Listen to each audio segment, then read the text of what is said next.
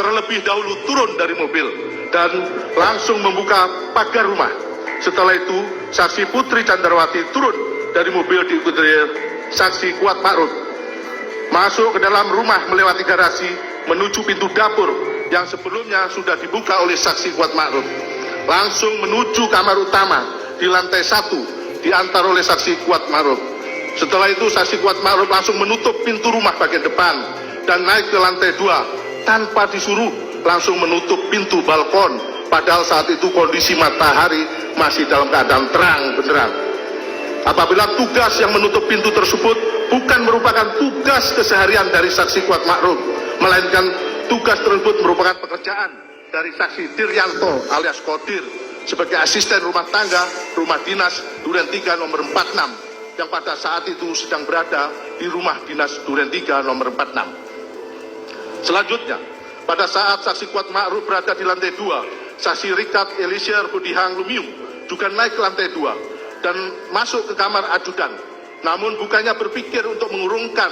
dan menghindarkan diri dari rencana jahat tersebut, saksi Richard Eliezer Budihang Lumiu justru melakukan ritual berdoa berdasarkan keyakinannya, meneguhkan kehendaknya sebelum melakukan perbuatan merampas nyawa korban Nofriansyah Yosua Huta Barat.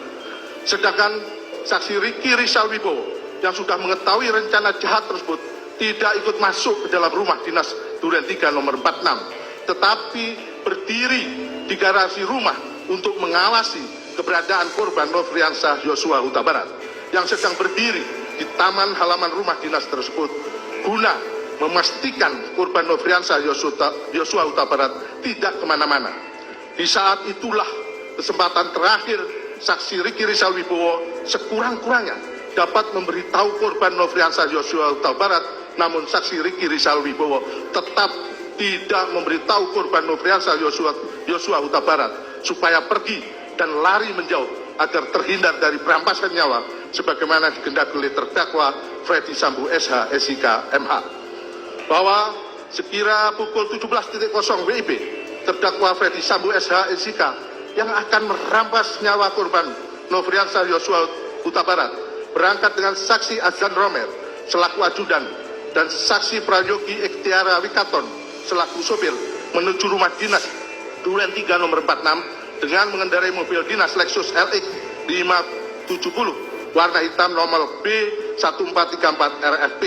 dengan dikawal oleh saksi Damianus Laba Kurba Uban alias Damson dan saksi Farkan Salbilah pengawal motor terdakwa Freddy Sambo SH SIK MH, bahwa sesampainya di rumah dinas Duren 3 nomor 46 sekira pukul 17.10 WIB, kemudian saksi Azan Romer turun lebih dahulu dan mobil tetap berjalan maju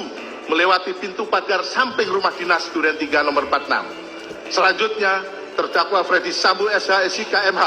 menyuruh sopirnya saksi Prayogi Ikhtiara Wikaton untuk menghentikan mobil di depan rumah dinas Duren 3 nomor 46, dan saat itu terdakwa Freddy Sambo SH SIK MH langsung bergegas turun dari mobil. Saat terdakwa Freddy Sambo SH SIK turun dari mobil, senjata api yang dibawanya terjatuh di dekat terdakwa Freddy Sambo SH SIK MH. Melihat kejadian itu, saksi Azan Romer yang berada di samping terdakwa Freddy Sambo SH SIK MH hendak memungut senjata api HS nomor seri H233001 milik korban Nofriansyah Yosua Huta Barat tersebut, akan tetapi dicegah oleh terdakwa Freddy Sambo SH SIK MH dengan mengatakan, biar saya saja yang mengambil. Lalu senjata api HS nomor seri H233001 tersebut langsung diambil oleh terdakwa Freddy Sambo SH SIK MH, yang saat itu saksi Azan Romer melihat terdakwa Freddy Sambo SH SIK MH sudah menggunakan sarung tangan hitam dan senjata api nomor seri H233001 tersebut dimasukkan dalam kantong celana sebelah kanan terdakwa Freddy Sambo SH SIK MH.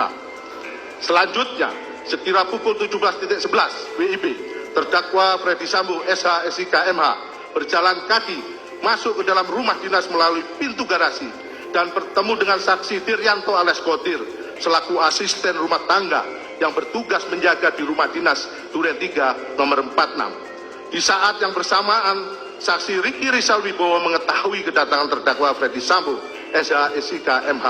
yang hendak merampas nyawa dengan cara menembak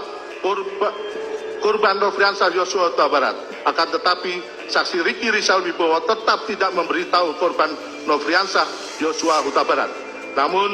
saksi Riki Rizal Wibowo justru turut serta mendukung tindak jahat tersebut dengan tetap mengawasi keberadaan korban Nofriansah Yosua Huta Barat yang masih berdiri di taman halaman rumah. Selanjutnya, terdakwa Ferdi Sambo SH-SIK MH bertemu dengan saksi Kuat Ma'ruf di lantai 1. Saat itu, saksi Kuat Ma'ruf melihat terdakwa Ferdi Sambo SH-SIK MH dalam keadaan raut muka marah dan emosi. Lalu dengan nada tinggi terdakwa Ferdi Sambo SH-SIK MH mengatakan, "Wat, mana Riki dan Yosua? Panggil." Di saat yang bersamaan, saksi Rikat Elisir Budihang Lumiu yang mendengar suara terdakwa Ferdi Sambo SH-SIK MH langsung turun ke lantai 1 menemui terdakwa Ferdi Sambo SH-SIK MH dan berdiri di samping kanan terdakwa Ferdi Sambo SH-SIK MH. Lalu terdakwa Ferdi Sambo SH-SIK MH mengatakan pada saksi Rikat Elisir Budihang Lumiu, "Kokang senjatamu." Setelah itu, saksi Rikat Elisir Budihang Lumiu mengokang senjatanya dan menyelipkan di pinggang sebelah kanan. Bahwa sekira pukul 17.12 WIB, saksi Kuat Ma'ruf yang mengetahui kehendak terdakwa Ferdi Sambo SH-SIK MH dengan sigap dan tanggap keluar melalui pintu dapur menuju garasi dan menghampiri saksi Riki Rizal Wibowo yang berdiri dekat garasi di dekat bak sampah dengan mengatakan, "Om, dipanggil Bapak sama Yosua." Mendengar perkataan tersebut, saksi Riki Rizal Wibowo menghampiri korban Nofriansah Yosua Huta Barat yang sedang berada di halaman samping rumah dan memberitahu kepada korban Nofriansah Yosua Huta Barat bahwa dirinya dipanggil oleh terdakwa Ferdi Sambo SH-SIK MH. Kemudian atas penyampaian saksi Riki Rizal Wibowo tersebut menyebabkan korban Nofriansah Yosua Huta Barat tanpa sedikit pun